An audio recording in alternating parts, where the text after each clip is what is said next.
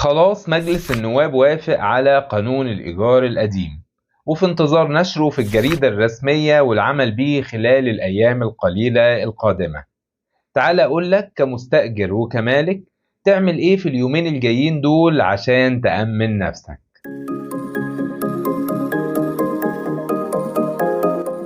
بداية عشان ما تفوتكش كل معلوماتنا القانونية، انزل اعمل لنا فولو سبسكرايب عشان توصلك كل فيديوهاتنا.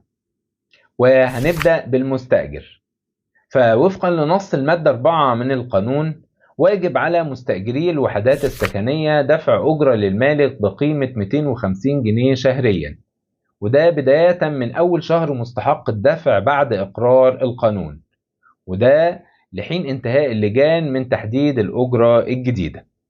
أما مستأجري المحلات التجارية فواجب عليهم دفع 5 أضعاف الأجرة الحالية اللي بيدفعوها، وده برضو بداية من أول شهر مستحق الدفع بعد إقرار القانون. ولو المستأجرين ما التزموش بدفع الأجرة دي، هنا بيحق للمالك رفع دعوى طرد أمام القضاء المستعجل، وبيتم الحكم له وفقا لأحكام القانون الجديد بالطرد. أما بقى لو أنت مالك فوفقا لنص المادة 7 من القانون بيحق لك رفع دعوى طرد مستعجلة في حالتين.